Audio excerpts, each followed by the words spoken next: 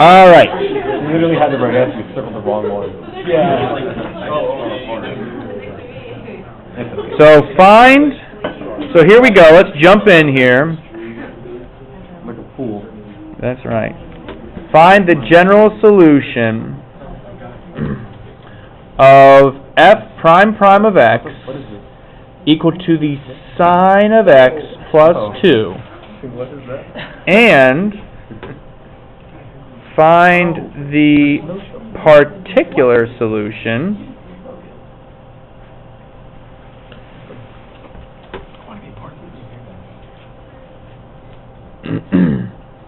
that satisfies the initial, or the conditions here. That satisfies the conditions f prime of 0 equals 3, so that is kind of like an initial condition there. But this one's not. F of pi is equal to 3. Alright, so like there's our setup.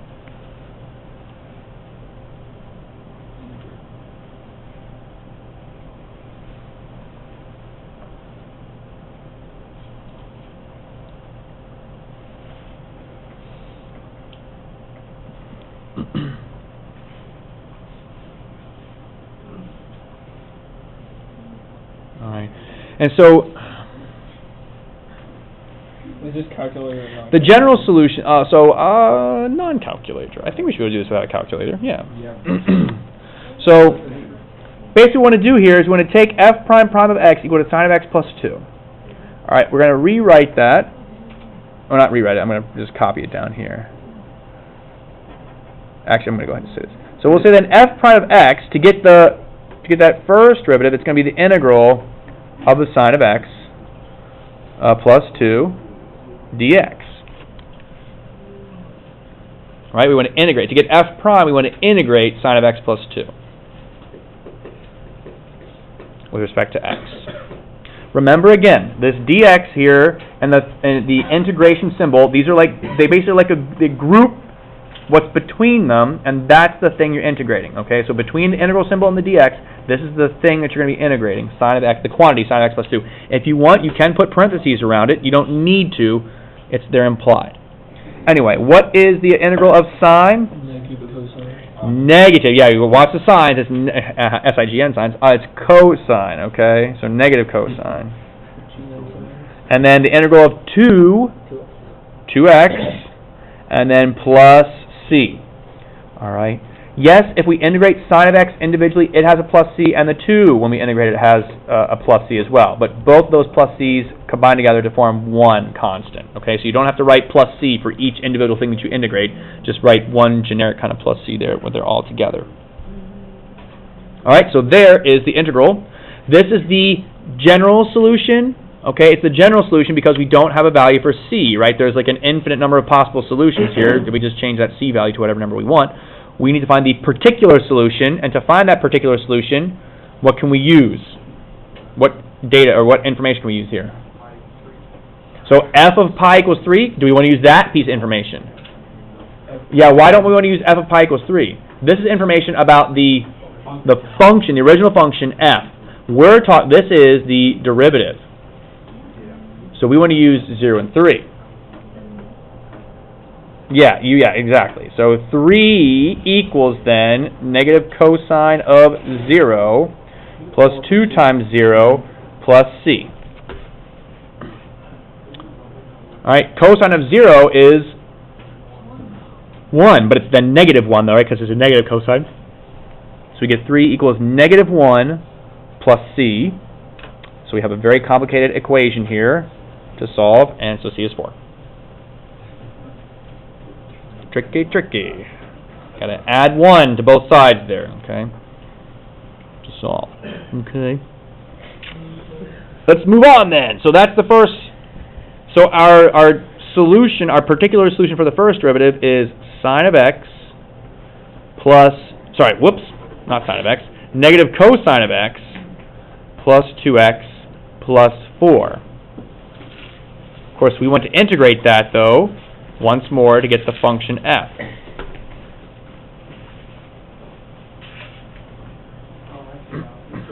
Yeah, that's why I got confused. You have f prime of x equals the integral sine x plus 2x dx instead of f prime of x. Oh, I do. I already do. Well, no, actually, this I still have it written correctly. F prime prime of x is sine of x plus 2. So then why F yeah. prime, it's integral, right? Yep. No, I know the notation is a little bit tricky. You're right. That's why I want to be very careful there. Yes. So, thank you for pointing that out. But actually, it is written correctly, and you understand why now. Okay. Good. It's very important. Okay. So, integral of cosine or negative cosine is negative sine. Yeah. Integral of 2x. Well, it's really, remember, it's 2x to the 1. What do we do with our exponent when we integrate? Add 1, so it becomes x squared, and then we divide, or we, put it 1 over, so it's be 2 over 2.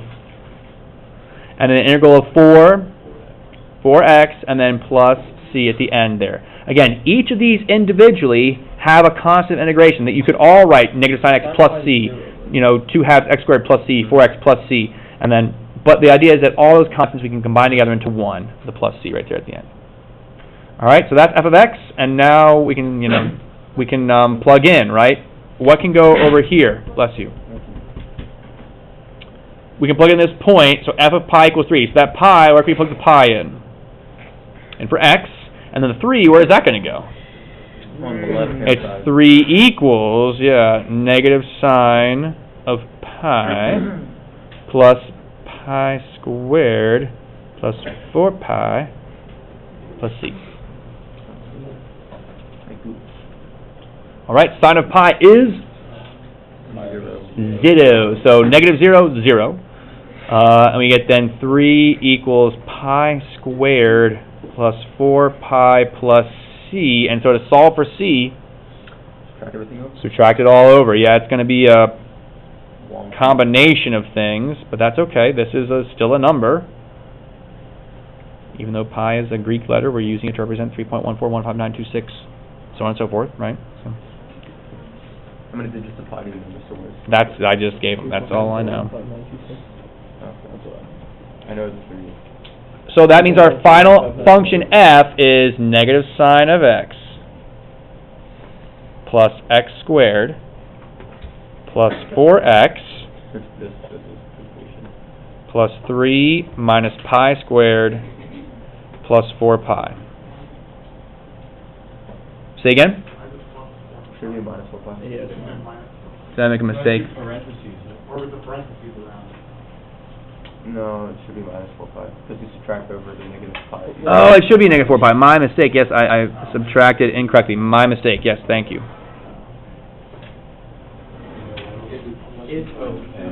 Thank you.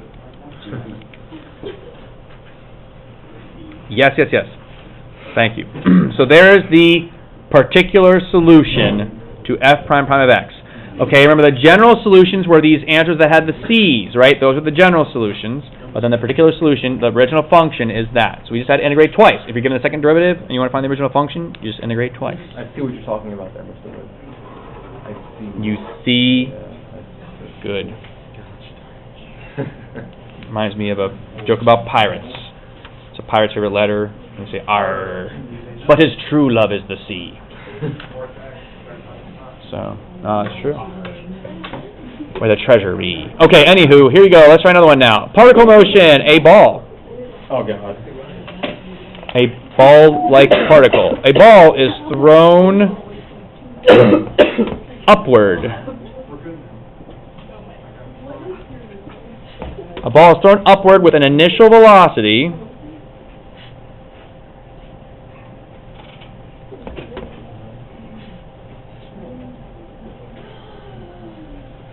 of 64 feet per second. I'm going to use abbreviation there, and I'm off the...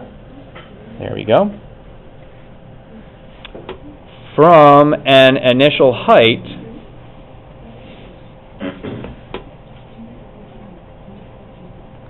of 80 feet.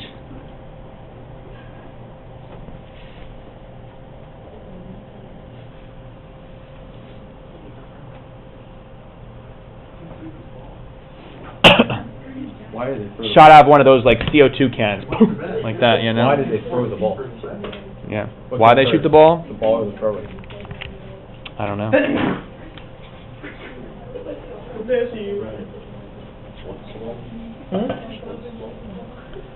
Oh, some guy texted me for And we want to leave some space here. We want to find the position function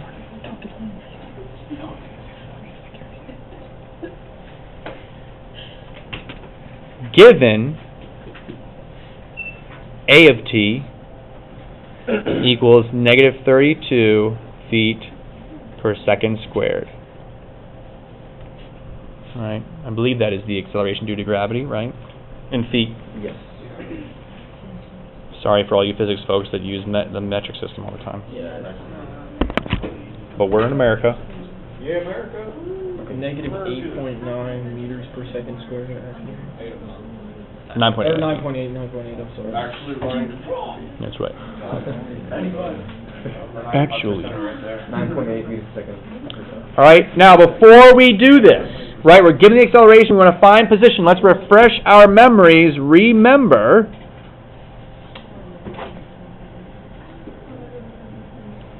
to go from position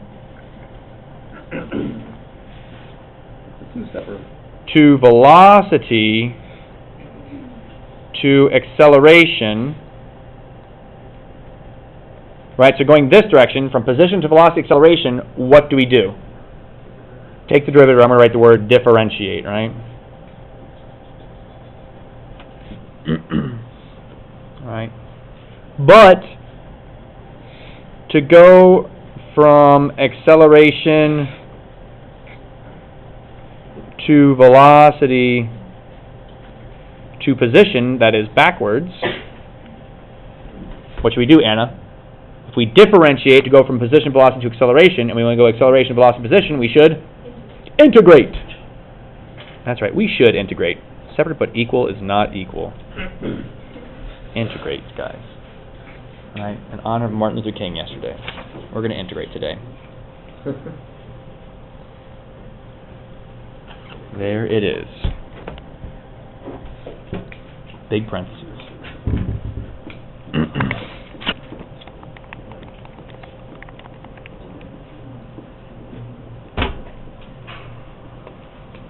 Oh, I got to get hands. Whoop-de-doodle.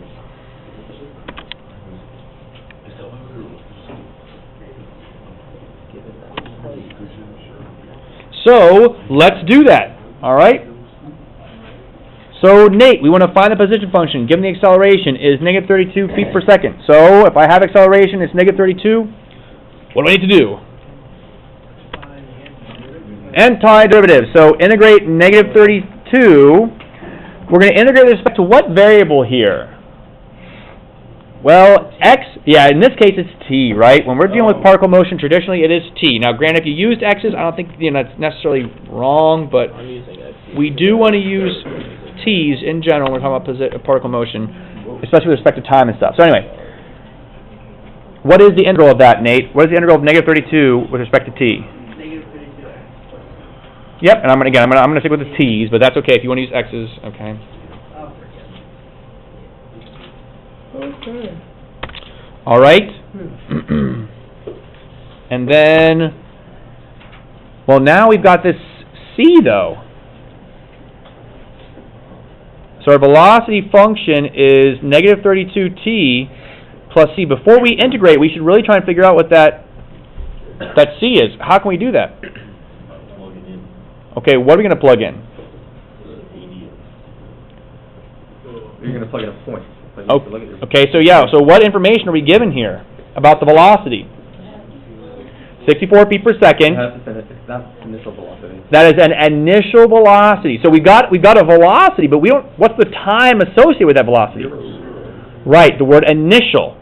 It's when we start out. Initial is the starting point. Well, the starting point is when time t equals 0. So you see the word initial, that means at t equals 0, the velocity is 64. So notice here, right, you are not given that number. You have to be able to come up with that, out of your brain.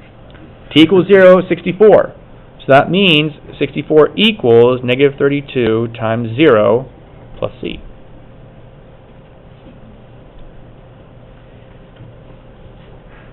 So which is then c is 64. And so we can say that our velocity function is equal to what? Negative 32t plus 64.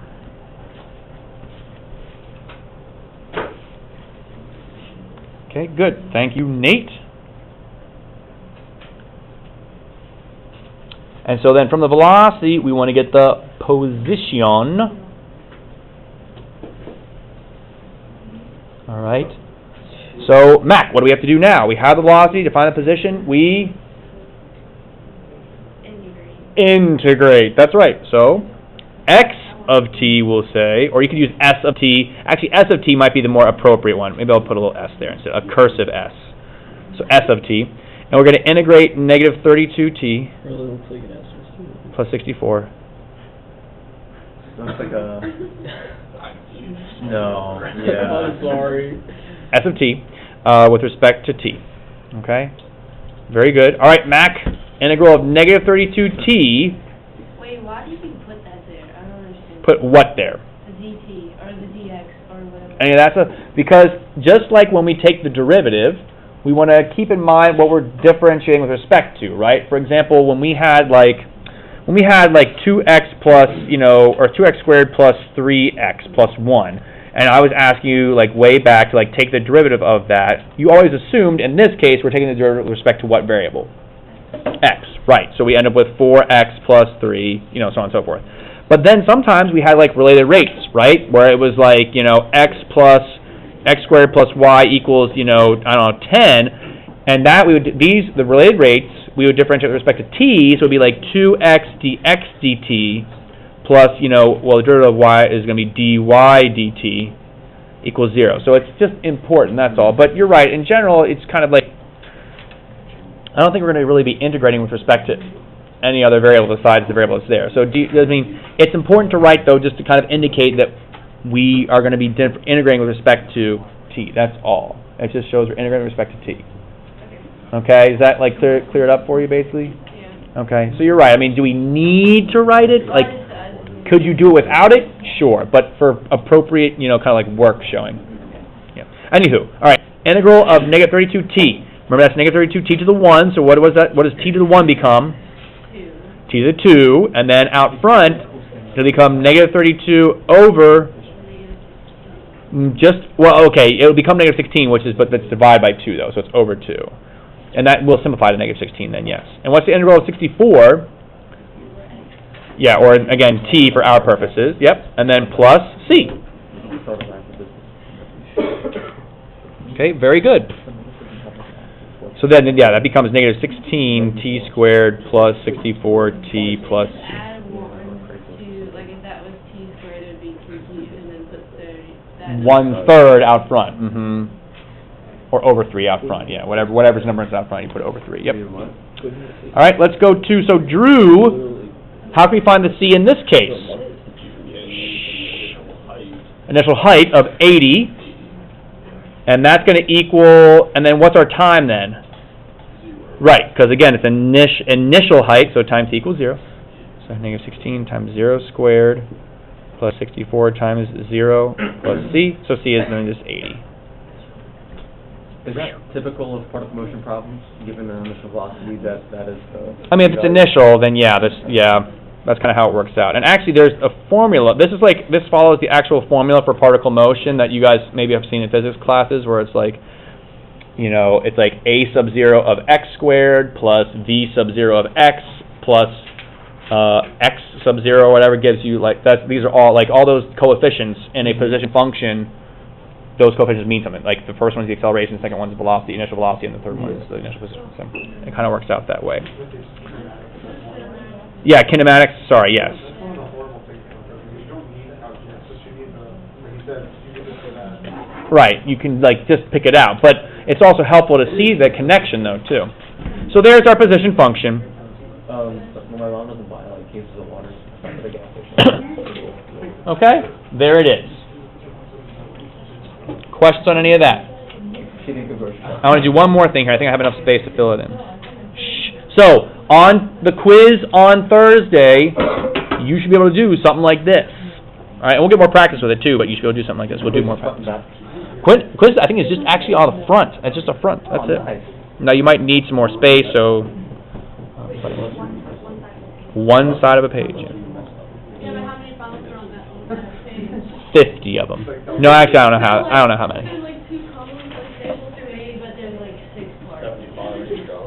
Each one is like the alphabet. It's in like 4 All right, sorry. We're still in the same situation, but I kind of I'm trying to squeeze this in. So, what is the speed of the ball when it hits the ground? What is the speed of the ball when it hits the ground?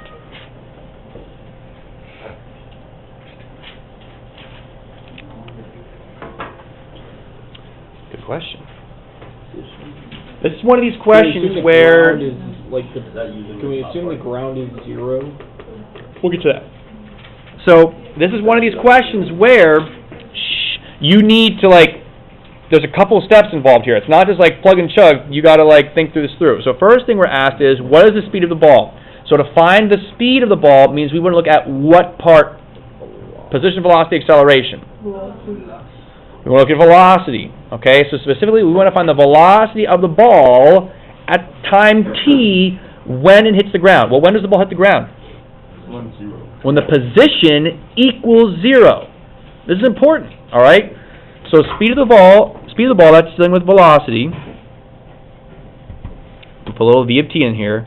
When it hits the ground, that's when s of t equals 0. Okay, the position is describing the height of the ball from the ground. Well, if we want it to hit the ground, that is a position of 0.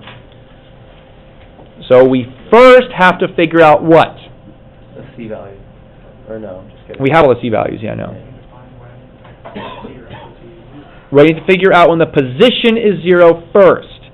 Take those times and plug those into the velocity. So let's figure out when the position is 0. So we have to set our position here. So I'm going to put in the quotes, hits the ground. Because I think this is a weakness for some of us, is interpreting kind of what we're supposed to do. So the hits the ground work. Here's the work for hits the ground. We set 0 equal to that position.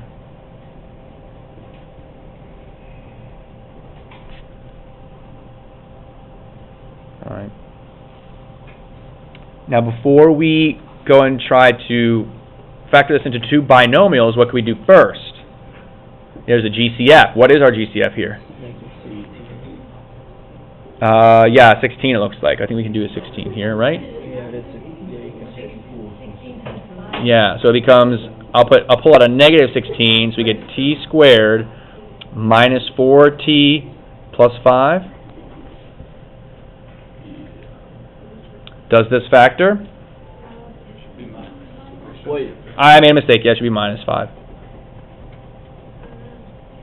Yes, it does. It does factor, yes. So we'll go 0 equals negative 16 times t, and it factors to t minus 5, t plus 1.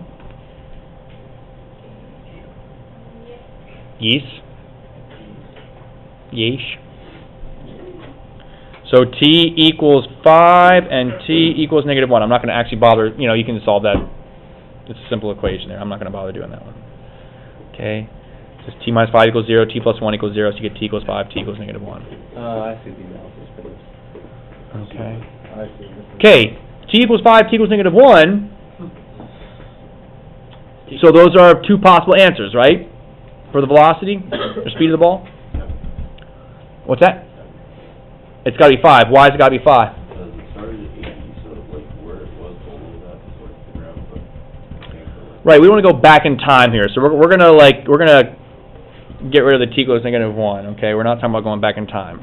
So 5 is the one we want when it will hit the ground, because you're right, we're going to be throwing the ball upwards. So going negative, it's going to hit the ground after we throw it. So we have to go 5 in the positive direction. Oh, positive direction for you guys really now. So anyway, yes. So now what do we do with this 5?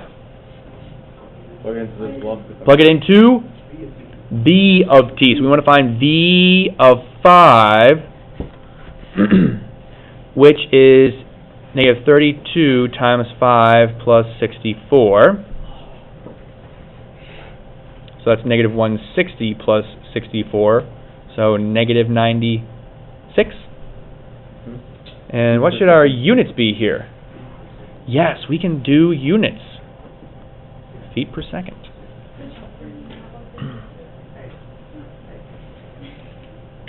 And so our answer is negative 96 feet per second? It's not. It's 96 feet per second. Why? It's traveling forward. We can't have negative velocity. We can't have negative speed. All right? Velocity, remember, velocity has both, a value to it, but also a direction to it as well. It's got a value and a direction. So you can talk about, if you go to the left, you go to the left, that's going to have one sign for your velocity, but then if you start moving in the other direction to the right, that's going to be a different sign for your velocity. Positive, normally to the left is considered a negative, velocity, to the right is considered a positive velocity, whatever. If you drive a car, right, if you drive 5 miles per hour straight, forward, your velocity is 5 miles per hour. If you just drive 5 miles per hour backwards, your velocity would be considered negative 5 miles per hour. But what do we use when we talk about cars? We're talking about speed. If you're driving 5 miles per hour forward, your speed is still 5 miles per hour. If you're going 5 miles per hour backwards, it doesn't matter the direction, you're still going 5 miles per hour. So, Joey's going to drive down the highway, at 100 miles per hour backwards, he's still considered to be speeding because it's above the speed limit, right? Like, imagine if, Joey's like, my velocity is negative 100 miles per hour, so I am under the speed limit. Right. So, but no, it's not true. Speed is always positive, so it's just the absolute value of velocity. So if we had multiple positive t values, we have to analyze the experiments of the equation? Yes. Okay. And then find the minimum, I guess? Well, actually, no, you wouldn't. Again, it shouldn't work out that way. Like, it should, because of this situation, you'll only have one t value where it's going to hit the ground, because we're not talking about balance or anything like that. This is just like up and down kind of thing. But, again, it's the context often of the situation. So, in summary, context of the situation. And this one is only going to hit one side. So speed is like a scalar value, but then... Right, there's no direction. But is it the same, position, velocity, acceleration, all vectors? 1 second here. Speed equals I'm going to put this here for you guys. Speed equals absolute value of velocity. Speed will never be negative. Speed is the absolute value of velocity. Okay, that's what those symbols are supposed to mean. All right, so say that one more time. Our position and acceleration vectors as well. Yeah.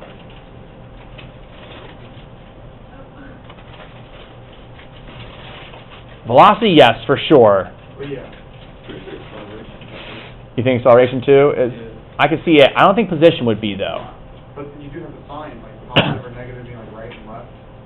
But acceleration, but position is just position. It's a location.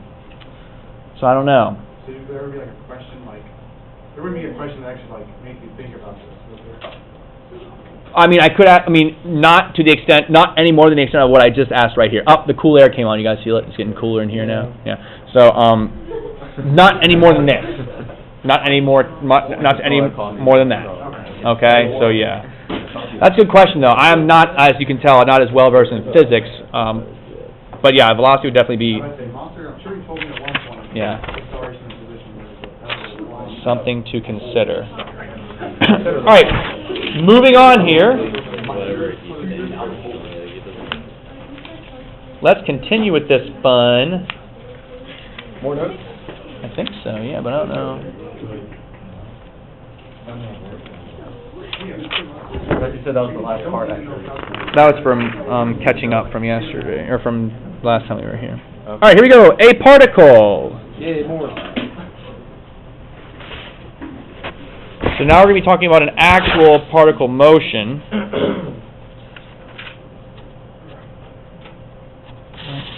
Okay, I need to keep things straight. Let me put this back.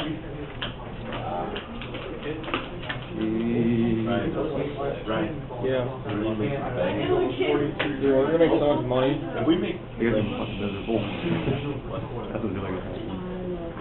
So you guys are gonna be. He's gonna complain the whole time, I know it. Are you guys a snowblower? I have 3 snowblowers. Oh. Do you guys factor in the cost of gas? All right, hang on, folks. Yeah, here we go. I have first dibs on the next open today, actually. I don't know why they're doing it. It's silly. Okay, a particle starting at the origin.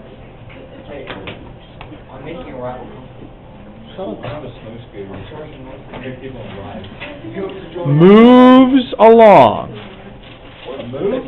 Moves along the x-axis, and its velocity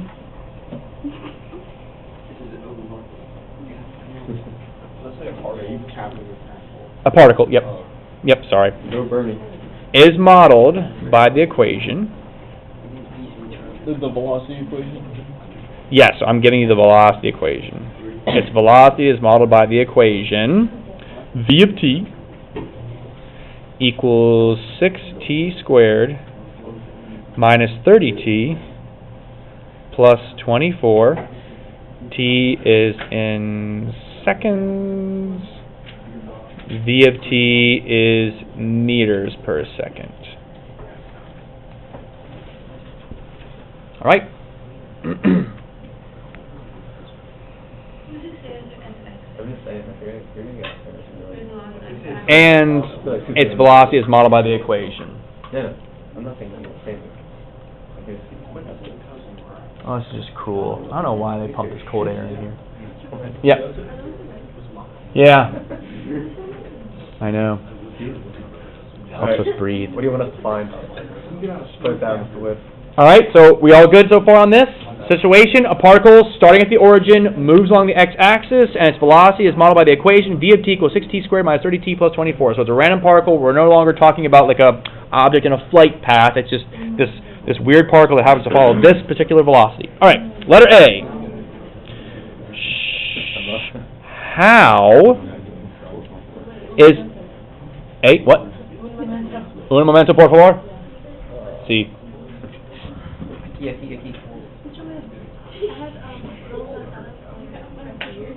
Nice. So good. Did your dad cook it, or your mom cook it, or? Nice. Mr. Wade, would you like? You know about what? It does take some time to fry the fries up. You could do like those oven fries, like you bake them in the oven, then you like while you're cooking you can bake the fries and something. It's not the same, I know. Mr. Wade, would you like to have your driveway and your walkway to your house shoveled by 26 snow blowers? He has an apartment. He has I have an apartment. Thank you, though. All right. Thank you, I though. would have given you No, you wouldn't. the VIP discount. Oh. AKA, we're gonna say our price is higher than it actually was. Right, yeah, then, yeah. We normally charge $1,000 for a sidewalk, but for you, Mr. Wade? You. For you, $500. All right. How is the velocity changing at any time t?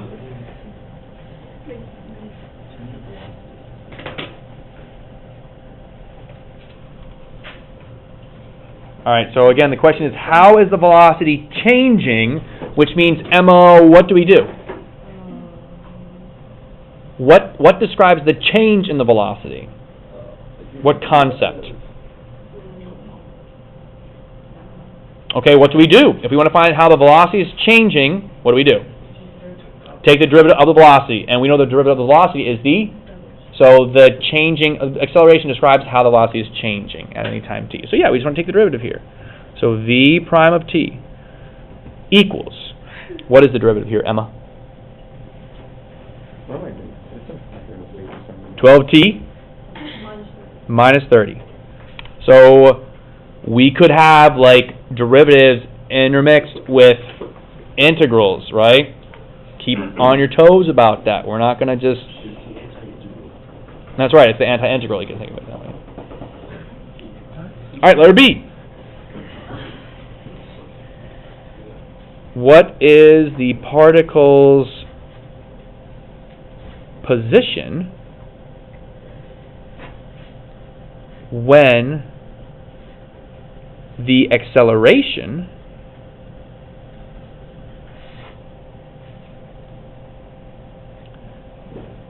is 6 meters per second squared. Oh, you got me there. Gotcha. Alright, gotcha. That's my purpose. It's to trick you.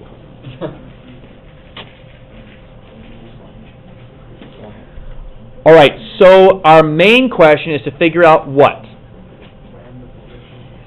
The particle's position. Particle's position, that's the first thing we want to find. We want to find that particle's position. But before we can find the particle's position, we have to first figure out when the acceleration is 6 meters per second squared. Alright, so how can we figure out when the acceleration is 6 meters per second squared? Austin. Ooh, I knew it was going to be me. I would say take the derivative, but our derivative is just going to be 12. So, yeah, we have to take the integral. Well, so Tyler? Do you plug in 6 meters, like, for the B prime? Because that's acceleration. Right, what we want to do first Yeah, is true. just set the acceleration equal to 6 meters per second squared. Yes, eventually, Austin, we will be doing what you said, but we need to first figure out our time. I guess it doesn't matter, you could integrate first too. I guess it doesn't matter too much, but let's do this part first. So yeah, we want to take our acceleration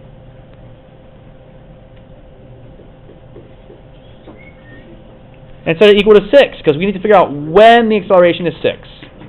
Alright, so we get 36 equals 12t, we get t equals 3 seconds. Okay, t is 3 seconds. Alright, great. Austin, now what? Take the integral of v of t. Take the integral of v of t to get the position. So I'll use x of t. I'm going to use x of t instead of s of t like I did in the past. Why? Because this particle is starting at the origin, moves along the x-axis, which means the position is going to be a position on the x-axis somewhere. So that's why it's, traditional that we use x of t to describe this. Do you have to? No. But traditionally you'll see this position described as x of t. Alright, so we integrate 6t squared minus 30t plus 24 with respect to t. Alright. Tyler, what will the integral of this going to be? What will that be? Give me a second. Okay. Seconds up. Ready? Just kidding. Go ahead. Whenever you're ready. 2t to the third Okay, 2t to the third minus 15t squared minus 15t squared plus 24t. plus 24t. Okay, folks, if you feel, plus c, very good, thank you. If you feel comfortable, going ahead and like doing the mental math for the coefficients there, so right, we're going to add 1 to the t squared, make it t cubed, bring it over, make it 6 over 3. If you feel comfortable, go ahead and just write in 2 then, feel free, okay? If you find yourself making mistakes though, continue to write the, divide by 3, here divide by 2, so on and so forth, all right? And until you feel more comfortable with it and you get it down. All right, great. Now what, Tyler? Then you want to set, We want to find the particle's position when the acceleration is 6 meters per second squared. We know it's at time t equals 3 is when the acceleration is 6 meters per second squared. So what do we want to do to find that particle's position? we can put in 3 for the t. Plug in 3 for t. So we're going to find x of 3. Okay, let's see here. So you get 2, 3 cubed minus 15 times 3 squared plus 24 times 3 plus c. Alright, so 3 cubed is 27, times 2 is 54. 3 squared is 9, 9 times 15 is 135. Yep. And then 24 times 3 is 72. 22, thank you. Goodness. Plus c. Alright, if you put that all together, what is it? 9, negative 9. Negative 9? Negative 11. 100. It's 126 out of 130. Alright. It is negative 9. I goofed. Oh, Tyler. So is this our final answer? Negative 9 plus c? Too many variables. Yeah, we don't want the c in there. Uh-oh. How do we find the C value? We don't. Or add 9 to them. We don't. What? We don't. But if we set it equal to 0, that means we're going to be saying the position is 0 at that time. We're trying to figure out what the position is. You understand? We can't, so let me just point this out to everyone here. We can't just throw a 0 in here and say, oh, 0 equals negative 9 plus C, right? Because that would be saying the position is 0. That's not necessarily true. We're trying to find the particle's position when time t equals 3. We don't know what it is. How can we find the C value? We have to take the... We have to do, We have to take the... Why, Mr. Williams? Hang on, I think I got it. We have to take the acceleration... We have to take the acceleration formula and set it equal to the position formula. Okay, Because what's your thinking on that? Why? well, because... Alright. Because we have to figure out what the position is when the time... Or we have to figure out what the position is when the acceleration is 6 meters per second. That's right, but we're not saying that the position and the acceleration will be equal to each other. We're just going to be, Oh, yeah. you understand what I'm saying? So setting a position equal to acceleration isn't going to be helpful. We need to figure out some position that we know. Do we know any position? No. 1. Is this just our answer? We can figure out... We the do know a position. position here. 0, 0. It starts at the origin vector. Yes, if we go back up to the very initial directions here, it says a particle starting at the origin. So that means, what point do we have for the position? 0, 0. At time t equals 0, the position is 0. So if we quickly, on a little side work up here, we'll say 0 equals then 2 times 0 cubed minus 15 times 0 squared plus 24 times 0 plus C, so C is 0. So that means then that really this is equal to just then negative 9. Meters. Yes, and so we want to put that as meters.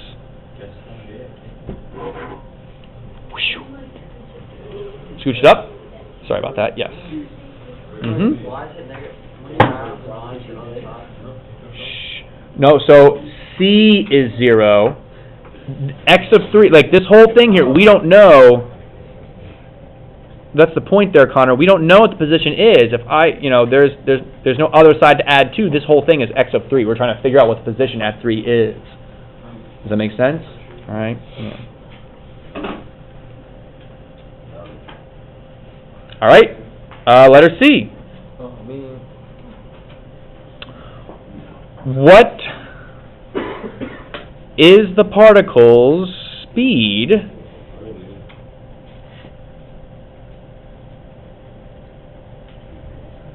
at time t equals 3 seconds? What is the particle speed at time t equals 3 seconds? So you go ahead and figure that out. I'll give you like a minute there. Go ahead and just do it. Do it.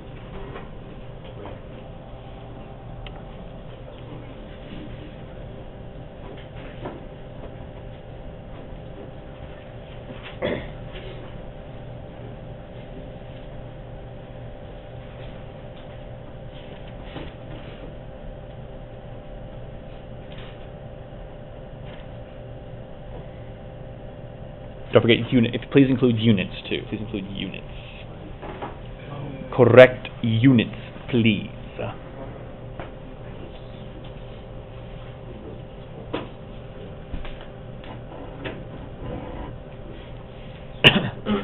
I'll give you about 30 more seconds here.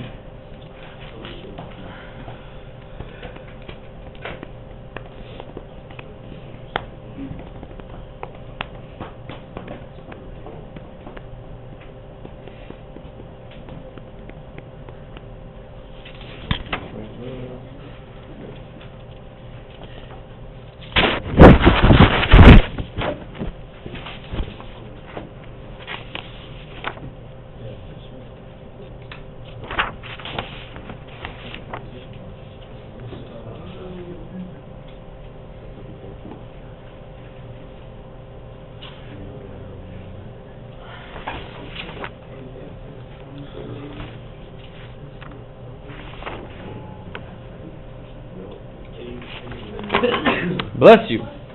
Gesundheit.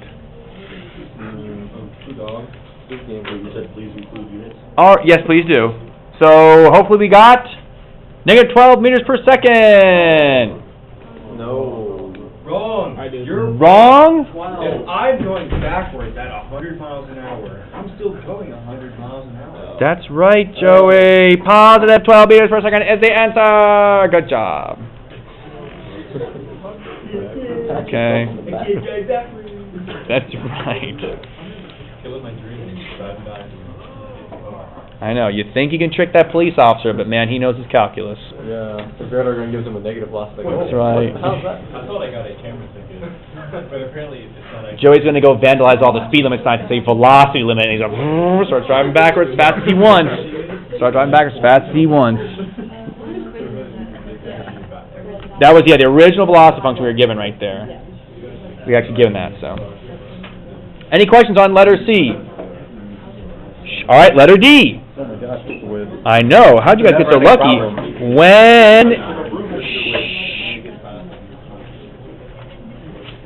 When is the particle changing direction?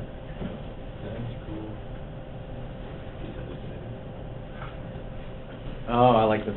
When is the particle changing direction? I gave you no numbers here. Always What concept here determines the direction that the particle is traveling?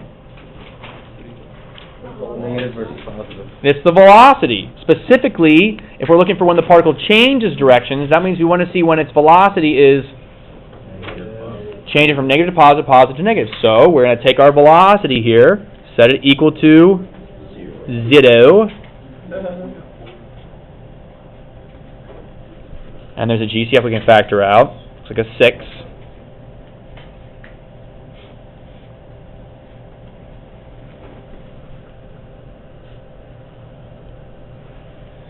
Okay, and so we get, what, -4, -1? So t equals 4, t equals 1.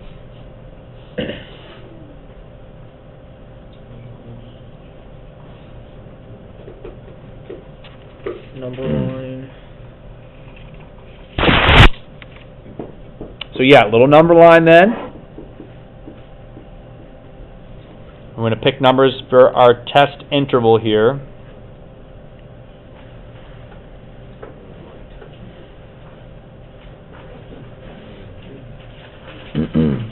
So what will be a good number in this interval to pick? 0, 7, maybe -7. All right, what about in this interval? V of 2, and this one? 5, sure. When I plug 0 in, you need to consider this 6 as part of that derivative. All right, now granted it's positive, so it's really not going to affect things, okay? But if that were a -6, it would affect things. So don't forget these coefficients out front. So 0 goes in here, it's going to be positive. 0 minus 4 is negative. Sorry, that's negative. 0 minus 1 is negative. 0 minus 4 is negative, so, and that's positive. So negative times a negative times a positive. Positive. Plug in 2. 2 minus 1 is positive. 2 minus 4 is negative, and that's positive. So positive, negative, positive, negative. And then 5. 5 minus 1 is positive. 5 minus 4 is positive. 6 is positive. Positive, positive, positive. Positive. So when is the particle changing direction?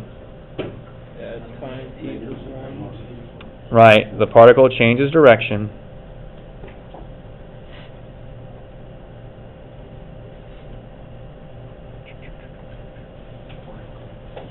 at time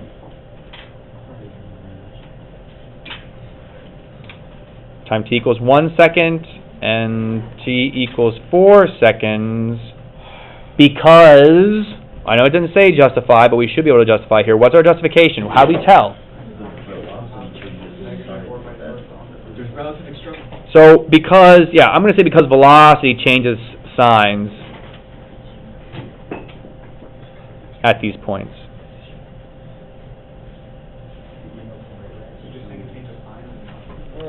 Oh, changes signs. I think so.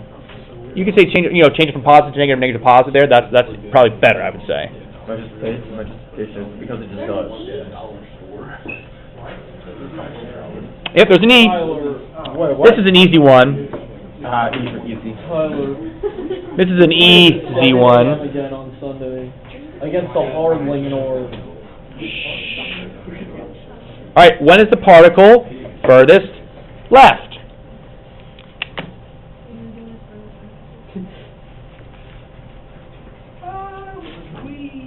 No, I don't think we do it furthest right.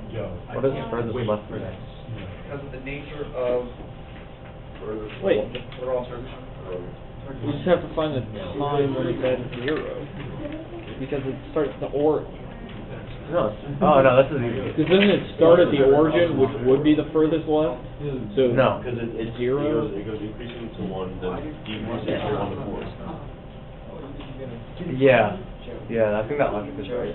But the furthest left, isn't that just the origin? Because it doesn't start at the origin? No, because it increases past the origin for like an interval from 0 to 1, and it goes left for an interval of 1 to 4. Beyond the origin. Like goes past the origin to the left. Yeah. And then it increases back forward infinitely. Okay, here I'll show you. You have to justify 0, right? Say again. You have to justify. 1. So we do want to. Excuse me. Like left this way. Furthest left means we want to find the what? And then it comes back again. Okay, so what type of extrema is that? Furthest is not relative, it's absolute, and left, in this context, is the absolute minimum. So we want to find the absolute minimum. Where is the absolute minimum? How do you find the absolute minimum of a position? You look at the critical points, which we already have those, don't we? What are they? 1 and 4.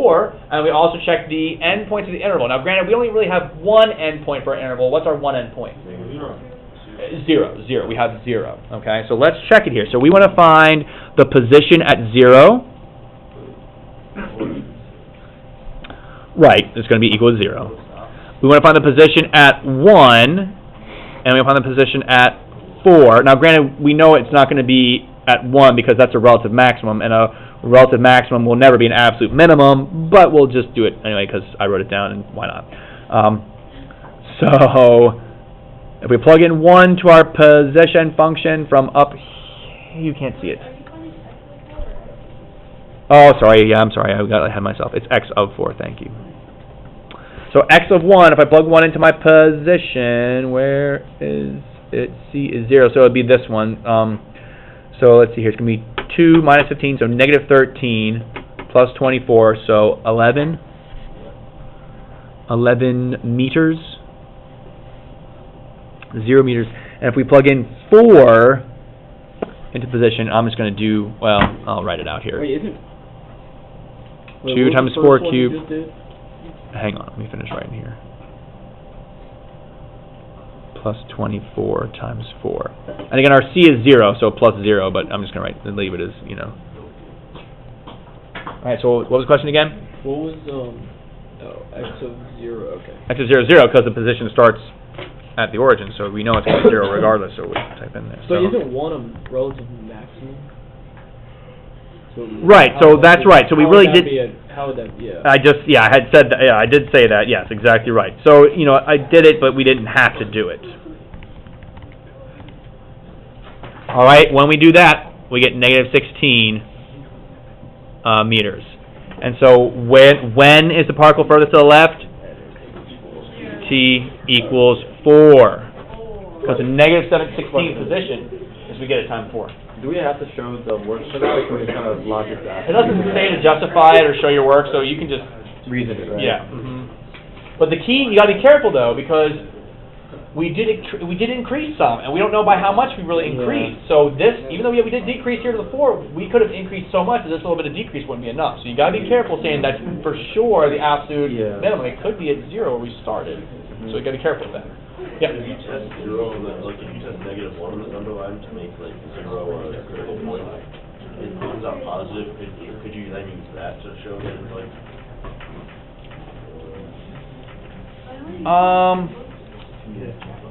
say it one more time here. Okay. As part of your analysis. When you make the number line. Yeah. You add on, like, We put the 1 and the 4 on there. and then you add a negative one on to make it so that 0 is a critical point too. Could you do that? Oh, but 0 is not a critical point, though. The derivative doesn't equal okay. 0 there. Okay. So we wouldn't include it. All right. So there's that.